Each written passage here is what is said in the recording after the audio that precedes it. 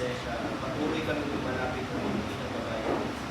At patuloy po kami ng papakulo ng puso, Lord, patuloy na kakasiyasan ang puso ng isang aming pagkarumihan na nakita mo sa aming Panginoon hayag at ikaw sa Lord. Makes us purify us in something else. Naging karapat dapat kami sa oras ito, Lord. Sa lapit namin sa pag-aaral ng isang Lord. Sumpong kami ng biyaya, Panginoon. At patuloy, O Diyos, tinataas ko po nito sa iyo, Lord God, pag-aaral ng isang let your Holy Spirit, Panginoon, ang magsalita sa aming kalamitan. Magpuro kung saan ang aming spiritual ears, spiritual heart, and understanding, Panginoon, Lord God, na salita ko na aking marinig, Lord, ng ating encouragement, malakas ang spiritual, Panginoon, ang bawat isang Lord God. Ikaw, Lord, ang aming tinataas sa umagang ito, wala ng iba, Lord God. Panginoon Diyos, lahat ng papuri, dakila, salamat at tagumpay sa Lord ko sa inyo ng Jesus. Ito po ang aming pangalan. Amen.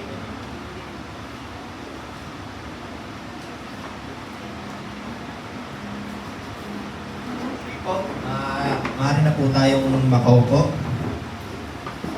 Sa pong muling mapagpalang umaga, kamusta po? Amen. Amen. Lahat po ba ay naka-ready na? Amen.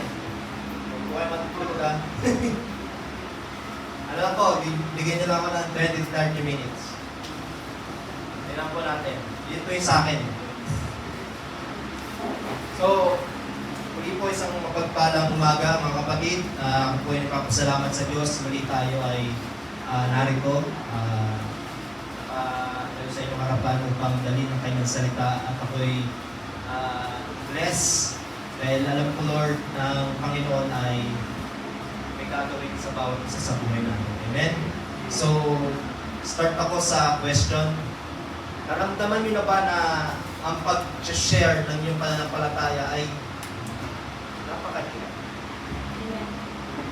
Lalo na ngayon, maraming church nakapaligid sa atin. Yung galit sa kaliwat kanan natin, maraming church. Ngayon, question, paano natin may share yung faith natin?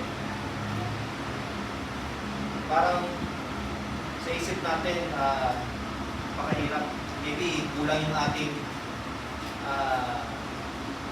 yung thought natin, yung knowledge, understanding sa salita ng Diyos.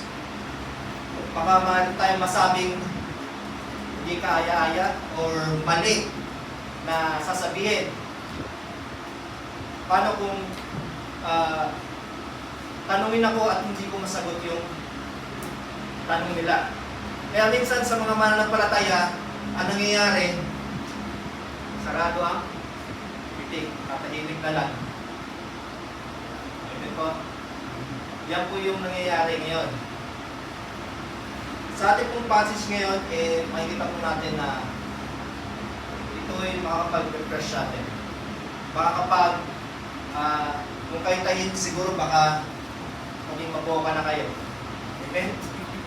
So, ang ating pong pag-uusapan sa John chapter 1, verse 43 to 46. Comment C.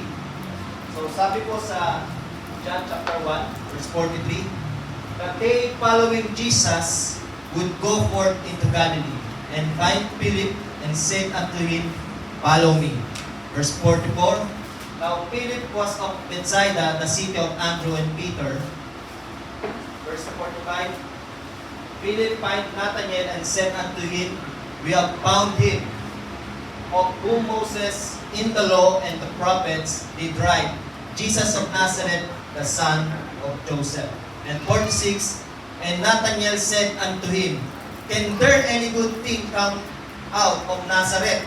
Kasi po yung Nazareth po that time is kilala as no reputation. Kaya si Nathanael na question niya yan, is there anything good na lalabas sa Nazareth? Philip said unto him, Come and see. So, evangelism is not about having all the answers. Naniniwala po ba kayo doon? Evangelism is not about having all the answer. It's all about pointing people To a person. and that person is The Lord. Jesus Christ. Kung matatandaan po natin sa Acts chapter 4, nang sila Pedro at Juan ay nagpagaling. Ngayon po, sila ay nangangaral ng gabing iyon at dumating ang mga pari, eskriba, mga leader at sila ay nayayamot. Bakit po sila nayayamot? Dahil sila ay nangangaral tungkol kay Jesus na siya ay namatay at siya ay Hindi na buhay. ngayon kinulong. Pero ang mga nakarinig po that time at nanampalataya ay 5,000. Ngayon po si Pedro ng kinabukasan, puspos ng Espiritu, kasi tinanong sila nila Caiaphas, yung mga pinuno doon, nila John at yung Alexander, mga Sadducees, sa anong kapangyarihan kayo? Alin po, nangangaral. Si Pedro po puspos ng Holy Spirit. Ano po sabi niya sa Acts 4:12?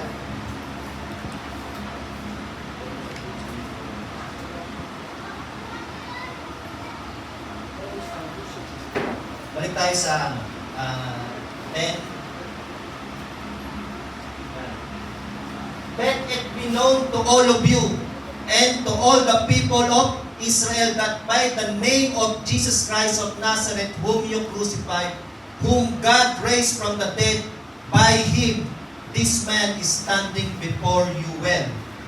And verse 11, this Jesus is the stone that was rejected by you, the builders, which has become the cornerstone. And there is salvation in no one else, for there is no other name under heaven given among men by which we must be saved. Amen? Ito po yung pinapangaral nila Pedro at Juan. Kaya po nayayamot yung mga eskriba, mga pari, mga Sadducee. Talagang pinipigilan nilang magsalita. Kasi habang sila'y nangangaral, sila ay nakapagpapagaling.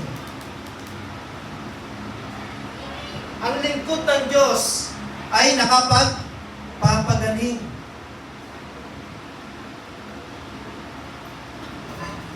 So balik po tayo sa ating text, come and see.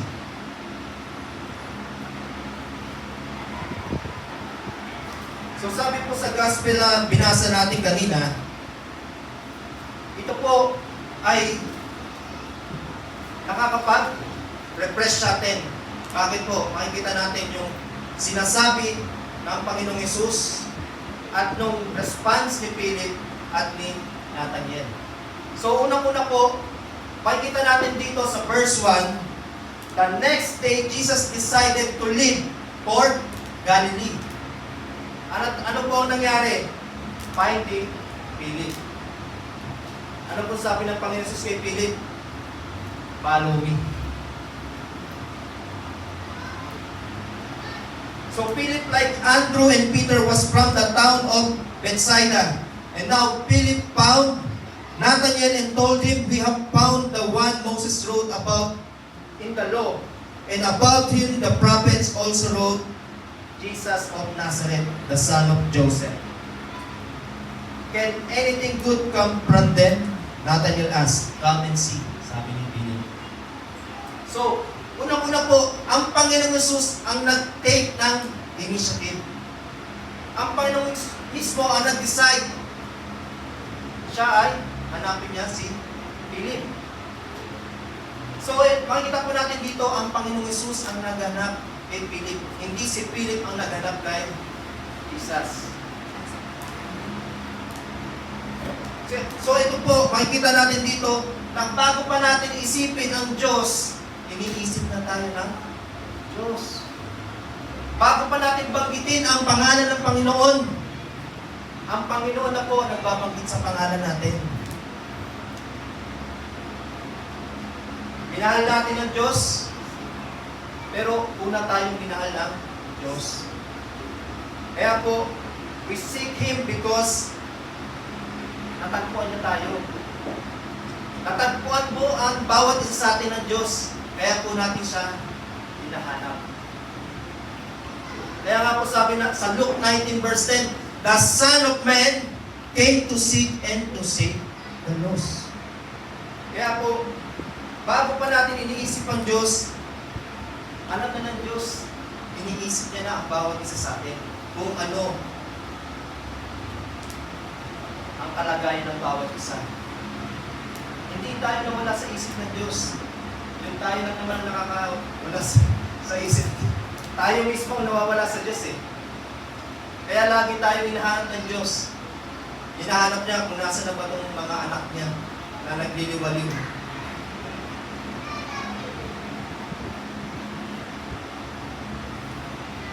So before we ever called His name, He was already calling ours. And ultimately, Jesus did not just come to call us. He came to save us. Iniligtas tayo ng Panginoon. Bakit po? He died the death we deserve. Na dapat tayo yung nasa cross. Pero siya yung naroon. And He rose again so that we could have life. Na magkaroon tayo ng buhay. Buhay na mula kay Kristo. And this is the gospel na sinishare ni Peter and John.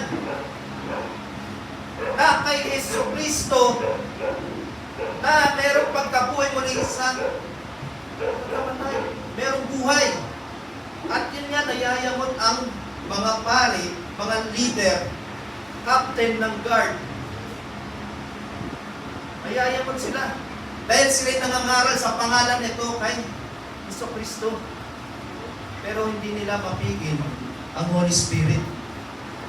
Sa pangangaral na yun, 5,000 ang naligtas. Nanampalataya. So when Jesus said to Philip,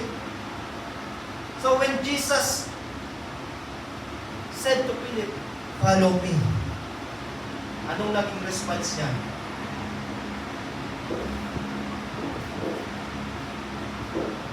Yung pagtawag kay Philip po, hindi ito isang invitation. It was grace. And today po, mga kapatid, the same call is going out. Follow me. Ano po magiging response natin? Do we follow? Do we follow God? Tinatawag yung pangalan natin. Tayo ba? Anong re-response natin? Or are we remain silent? So, una-una po, Jesus takes the initiatives. So, following verse po, Philip meet Jesus. What does he do? Ano pong ginawa ni Philip? Philip found Nathanael. So, pangalawa, personal encounter with God leads to personal witness. He immediately goes and tells someone else. Yung po yung ginawa ni Philip. Pumunta agad siya at nakita niya si Nathanael. Ano po sabi? We have found the one kung saan nakasulat sa law ni Moises at ng mga propeta. Siya ay si Jesus of Nazareth. So ano pong nangyari kay Nathanael? Nagkaroon na daw siya ng doubt. Meron bang magandang lalabas sa Nazareth? Yun yung nasa isip ni Nathanael.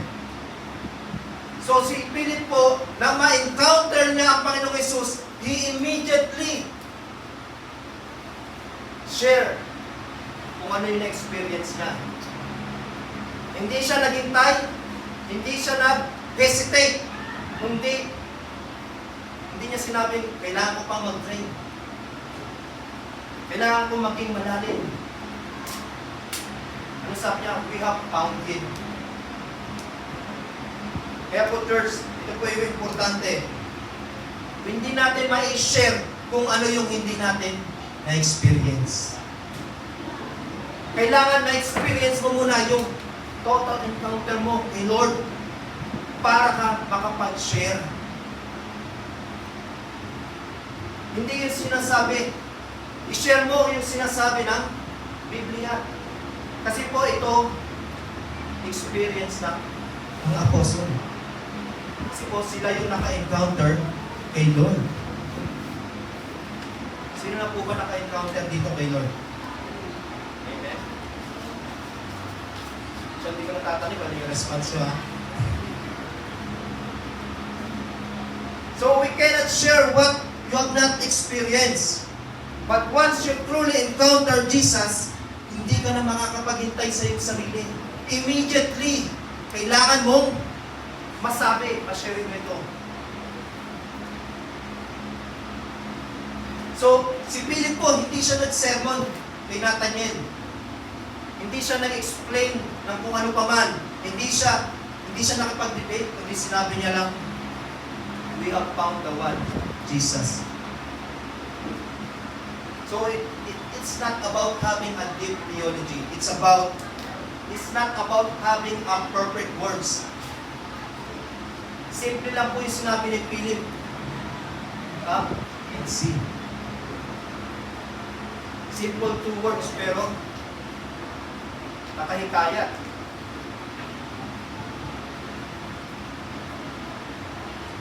It is about saying, this is who Jesus is. Ito yung Hesus Kristo na nagbago sa buhay ko. Na ako ngayon, na dati nasa kadiliman, ngayon ay nasa liwanag na. Na dati ako ay gumagamit, nagbibisyo, ngayon ako ay malaya na. Na ako dati may sakit, ngayon ay magaling na sa pangalan ng Panginoong Hesus. Amen? At kayo mga kapatid, kayo ay malaya na. Malaya na sa pangalan ng ating Panginoong Jesucristo.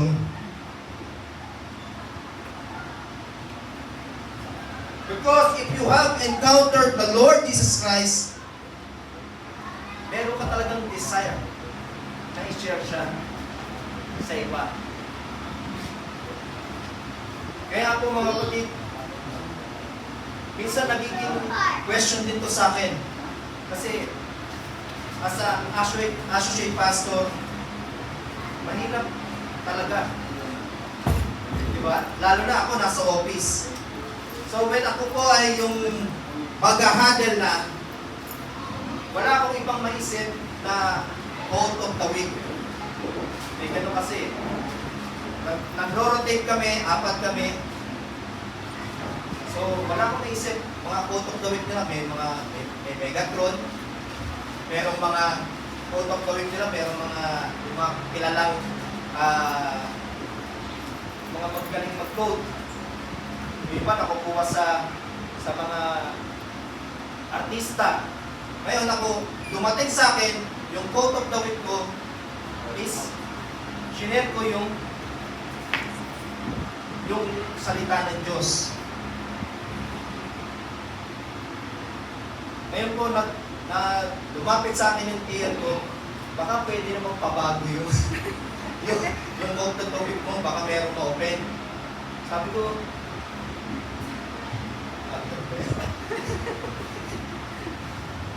so sige, sabi ko, kayo po bahala. Siyempre, ayaw ko namang mamuna eh. Kasi, umaga sa office, mas mataas yun. PM yun. Tapos ang nagpapasabi, yung manager. So sabi ko, sige po, nag-isip na lang ako. Sige, ano lang po yung karaoke song nyo na yun agad ang naman sa isip ko eh. Sige, karaoke song name na nagpapaluwag pa, nagpaparefresh yung isipan. Mamaya tumatakbo ulit yung 10. Sige, huwag lang mag-uwi. So yun, talagang nakita ko, nung nag-share ako ng quote of the week, nag-huddle kami, hindi pa nagsisimula talaga parang mga bata na naghahanap ng verse, kung ano yung sasabihin nila. So nakita ko doon yung pagkauhaw nila sa salita ng Diyos. Na-share ko yung kahit na ako'y kinakabahan, talagang kinakabahan ako kasi tuwing tatayo ko mag-aaral sa kanila, mapapaisip, ano yung pwede kong i-share na hindi makaka-open sa kanila? Kasi marami doon, Indiano yun. Pero purihin ng Diyos kasi yung iba Catholic, yung iba Christians, kumbaga sumang-ayon din yung manager. So, wala akong choice kundi i-share yung salita ng Diyos. At purihin ng Diyos kasi kahit sa ganung paraan, nataniman sila ng salita ng Diyos. Kasi po, bakit sa akin, sabi na, napakahirap ng sinasabi mong salita ng Diyos. Pero, nakita ko yung pagbabago sa ano nila. Talagang naghahanap sila. Kahit walang Bible doon, naghahanap sila kung saan sila makakakita ng verse. Kaya purihin ng Diyos kasi na-share ko kahit sa kung word na yung salita niya. Purihin po ang Diyos. So, balik po tayo. Kapag tayo po ay tinawag ng Diyos o na-encounter natin ng Panginoong Yesus, meron tayong desire na makapag-share. So, kung wala tayong desire, ibig sabihin, baka hindi natin na-encounter ang Panginoong Yesus. O baka yung init na apoy na ating natanggap nung ating una siya nakilala ay umina o baka lumamig. Baka kailangan pa nating magpainit para lalo tayong gamitin ng Panginoon. So, we pray na yung desire ay wag wala, kundi magpatuloy yung desire na may share natin yung salita ng Diyos. So, pangatlo po, makikita natin dito na may share ni Philip ang Panginoong Yesus kay Nathanael. Ang naging response naman po ni Nathanael, ano po, can anything good happen from there, sa Nazareth? Kasi nga po, ang Nazareth ay kilalang no reputation that time. Kaya po makikita natin yung doubt ni Nathanael. Ano pong ginawa ni Nathanael? Hindi siya naniwala eh. So when we share the gospel sa totoong buhay, kaya po, expect natin merong magtatanong, merong magre-reject, merong magda-doubt. Pero sabi po sa 1 Corinthians 1:18, the message of the cross is foolishness to those who are perishing. So wag po tayo ma-discourage kung ang iba ay nire-reject nila ang salita ng Diyos, yung sinishare natin, or nagda-doubt sila, o marami silang question. Minsan po yung doubt, hindi siya yung nagre-reject. Bakit po? Si Nathanael nakita natin nag-doubt. Pero ma-encounter niya na ang Panginoong Jesucristo. Ano sinabi niya? Rabbi, you are the Son of God. Amen? Na-encounter niya na eh. Nawala yung doubt. Yung pagdadalawang isip niya. So, doubt is not always rejection. Sometimes doubt is the beginning of discovery. Doubt is not always rejection. Sometimes doubt is the beginning of discovery. So Nathanael doubted, but he was willing to come. So ano sabi ni Philip? Come and see. So si Nathanael, ano ginawa? Sumunod. Wala nang nangyari pa. Nakita nila at na-encounter nila ang Panginoong Yesus. So the power of simple invitation, Philip responds in a very surprisingly way. Hindi siya nag-argue, hindi siya nakipagtalo, hindi siya nakipagdebate, hindi niya tinry i-prove kay Nathanael na siya ay mali. Ano pong ginawa niya? Come and see. Yun ang sinabi ni Philip kay Nathaniel. And yun lang po ang sinabi niya. Ano pong ginawa ni Nathaniel? Those simple words, come and see, ang siya nagpabago sa kanyang pagdadalawang isip. So, church, evangelism is not forcing, it's not arguing, hindi ito pinagkatinitihan, hindi ito pinagtatalunan, it's not winning debates, kundi ito po ay inviting people to encounter the Lord Jesus Christ. Pointing people to Christ. Come and see means, come, hear the word, come, and join the fellowship. Come and experience God's presence. Because at the end of the day, hindi tayo ang makapagbabago sa mga tao. Hindi tayo makapagbabago sa puso nila. Kundi ang makapagbabago sa puso ng tao ay ang Diyos. Ang kailangan lang po natin sabihin sa kanila, come and see, come and join in our fellowship. Come and hear the word of God. Come and experience God. And God will do His work sa buhay nila. Hindi tayo, hindi yung mga gawa natin ang makakapagligtas sa kanila, kundi ang Diyos mismo ang gagawa sa buhay nila. Amen? So, ang role natin, ano po? Bring people to Him, to the Lord Jesus Christ. So, panglima po, ang Panginoong Hesus, siya po ang nagbabago ng ating buhay. So when Nathaniel comes to Jesus, so nakita natin sa mga following verse na yan, Jesus reveals that He knows Nathaniel nang siya ay nasa ilalim ng puno ng igos. Kaya po, biglang naniwala si Nathaniel, Rabbi, you are the Son of God.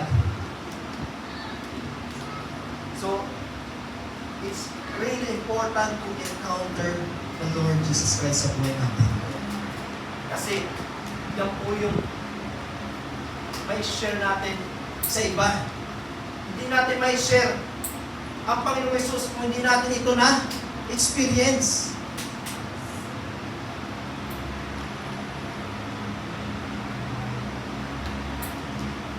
So, church, hindi natin ma-underestimate ang pangalan ng ating Panginoong Hesus. Kasi ang Panginoong Hesus, kaya niya magpagaling ng may sakit, kaya niyang bumuhay. Kahit na ikaw ay pinanganak na bulag, kaya kanyang bigyan ng paningin. Ikaw ay palakarin. Because the Lord Jesus Christ is the way, the truth, and the life. Hindi tayo makakapunta sa Ama kundi sa ating Panginoong Hesus. At ang lahat ng kasagutan ay nasa ating Panginoong Hesus. So ang Panginoong Hesus po, He can change the hardest heart ng isang tao. Hindi natin kayang baguhin yan. Kahit ano pang sabi natin dyan, kahit anong bulyaw natin dyan, kakasalita natin dyan, hindi natin mababago yan. Ang makapagbabago lang dyan, ang ating Panginoong Hesus. At ang Panginoong Hesus, He can restore all broken hearted. Kahit anong broken sa buhay mo, kaya niyang i-restore. Eh, mapapatanong tayo minsan, parang ang tagal ko ng broke. Pero Kristiyano na ako. Bakit broken pa rin ako? Bakit po kaya? Dahil merong appointed time. Hindi lahat ng prayer natin nariyan agad. Kasi minsan, yung nararanasan natin sa buhay, tinuturuan pa tayo ng Diyos. Huwag lang tayo umabot sa 40 years bago tayo sumunod sa Kanya. Bago tayo makapunta sa pangako. Ano po? Crossing over na tayo eh. Nakalagpas na tayo doon.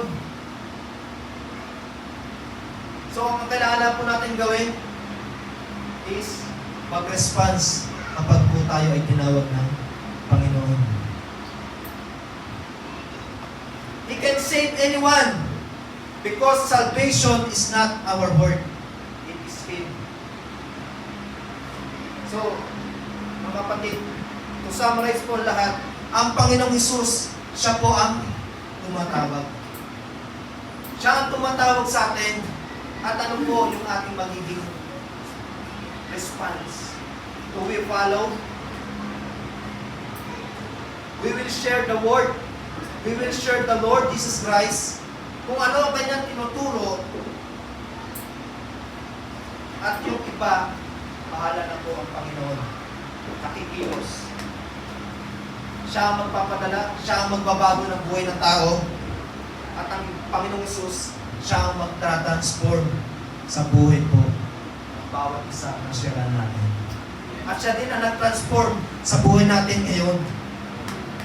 At kaya kailangan, hindi na tayo mahiya, i-share natin ang Panginoong Hesus sa buhay natin. It all begins with a simple invitation. Ano po yung sinabi ni Philip? Come and see.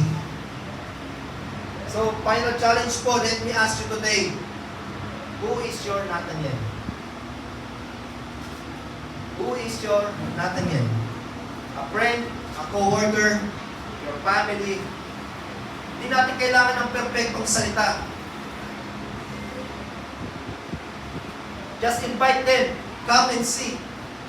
Come and experience God. Come and hear the Word of God. Come with us and worship and have fellowship with us. And you will see God will transform your lives. Amen? So sa oras po ito, kung hindi pa nakakilala sa Diyos or lubusang nagtitiwala sa Diyos, ito po yung panahon para tayo ay lumapit. I-grab na natin yung time na to. Dahil ang panahon po natin ngayon ay pasama ng pasama. Ang Panginoong Hesus tumatawag sa atin. What will be our response? Do we follow God? If we encounter the Lord Jesus Christ, share ba natin? Share nyo ba ako sa Kanya? Sa mga taong hindi pa nakakilala sa Panginoong Jesucristo,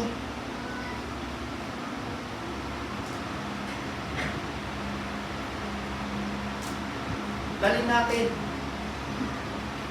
ang tao, isang tao sa ating Panginoon. Kahit ano pa ang kanilang kalagayan, kung ano pa ang kanilang katayuan, i-share natin ang Panginoong Hesus. At ang bahala na ang Panginoong Hesus na kumilos sa buhay nila. Amen? So ito po yung last. Hindi natin kailangan ng lahat ng kasagutan.